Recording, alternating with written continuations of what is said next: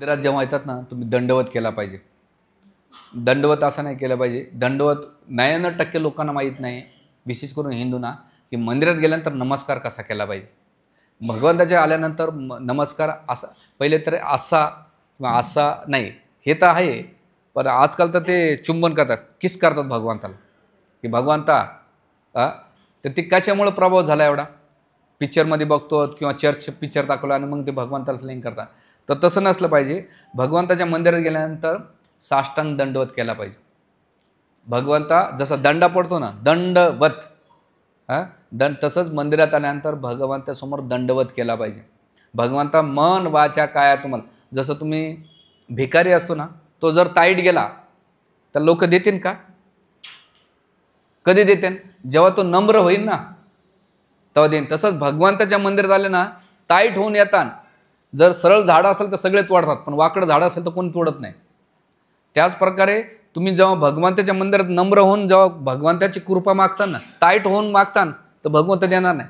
पण भगवंतासमोर जेव्हा तुम्ही नम्र होऊन मागता, कृपा आशीर्वाद द्या भगवंता, तेव्हा भगवंता कृपा आशीर्वाद देतात.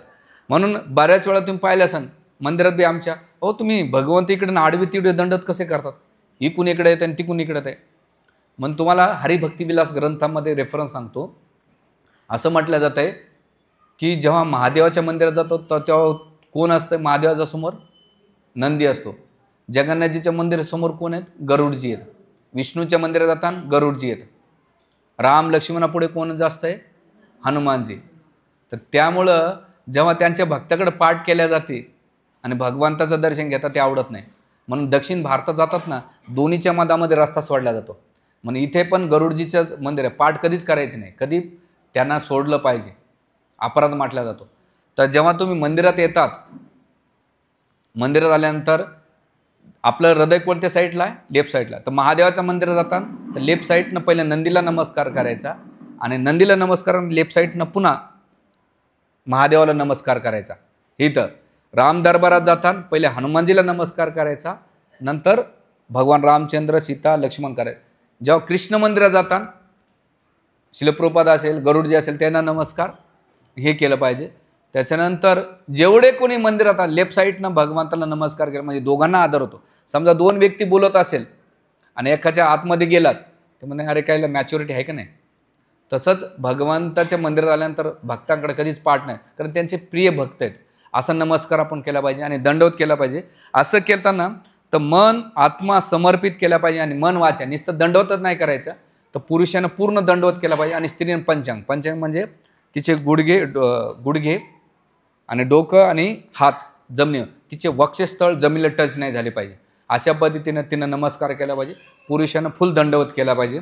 असं केल्यानंतर का बरं, तर गीतेमध्ये भगवंत म्हणतात की माम नमस्कुरू. भगवंतांनी गीतेमध्ये नमस्कार करण्याचं खूप महत्त्व सांगितलेलं आहे. हा पहिला मुद्दा. आणि श्रीमद भागवताचा शेवटचा श्लोक आहे, नाम संकीर्तन यस्य सर्व पाप प्रनाशनम प्रणामो दुःख शमनम तब नमामि हरि परम. नाम संकीर्तन यस्य सर्व पाप प्रनाशम. नाम संकीर्तन पाप नष्ट होते. तब नमामि हरि परम. भगवंताला नमस्कार केला तब दुःख जीवनातले दुःख नष्ट होतात. म्हणून जेव्हा भगवंताच्या मंदिरात जाता तर तुम्ही हृदय भावाने भगवंताला काय केलं पाहिजे? दंडवत अर्पण केला पाहिजे. आणि दंडवत करताना मंत्र म्हटले पाहिजे. काय मंत्र म्हटले पाहिजे? जेव्हा वैष्णवला दंडवत करताना तर कोणता मंत्र म्हटला पाहिजे? वांछा कल्पतरुभ्यश्च कृपा सिंधुएव च पतितानां पावनेभ्यो वैष्णवभ्यो नमो नमः. वैष्णवला मग ते हनुमानजी असो किंवा महादेव असो किंवा नंदी असो, हा मंत्र म्हणायचा. जेव्हा तुम्ही मंदिरात येतात तर पहिले गुरुला परमगुरू हे मंत्र म्हणायचे. आणि जेव्हा भगवंताकडे जाताना तर पूर्ण गुरु परमगुरू आणि मग हे कृष्णा करुणा सिंधू दीनबंधू जगतपथे गोपेशा गोपिका कांता राधा कांता नमोस्ते तप्त कांचन गौरांगी राधे वृंदावनेश्वरी वृषभानुसुते देवी प्रणमामी हरिप्रिय. असं मंत्र म्हणून दंडवत करायचा. म्हणजे दंडवत मारताना समोरच्याला कळायला पाहिजे कोणाला दंडवत करतो. तर ते मंत्र असे. आता तुम्ही म्हणता आम्हाला काही मंत्रपाठ नाही काय जाणाला, तर भगवंताचं जे विग्रह त्यांचं स्मरण करून दंडवत करायचा की भगवंता मी तुम्हाला ह्या दंडवत करतो. असं केलं तर त्याचं फळ तुम्हाला भेटतंय आणि भगवंताला पण तो दंडवत पोहोचला जातो. अशा पद्धतीने केलं पाहिजे. आणि कधी कधी समजा तुमचं कमरेत काही प्रॉब्लेम असेल, फिजिकली प्रॉब्लेम, तर तुम्ही मानसिक आणि मग याचं उदाहरण कोणतं, भीष्मदेवानं नाही काय काय केलं होतं, शरशय्यावर सुद्धा सगळ्या ऋषीमुनींनी नमस्कार केला होता. तर तेवढी अवस्था आली समजा, देश काळपात्रानुसार तुम्ही नमस्कार करायचा असतो. म्हणजे कोणा शारीरिक नसेल, आता 2 लोक पद्धतीने लोक नमस्कार करत नाही. ज्यांच्या पाठीमध्ये रॉड टाकलेला असतो ते नमस्कार करत नाही. दुसरा रॉड अहंकाराचा ज्याचा रॉड असतो ना, तो कधी वाकत नाही. मग आपण बघायचं कोणता रॉड आहे आपल्या जीवनात, लोखंडाचा आहे का अहंकाराचा आहे, का हाडाचा आहे. हाडाचा असेल तर वाकेल आणि लोखंडाचा असेल तर वाकला, आणि अहंकाराचा.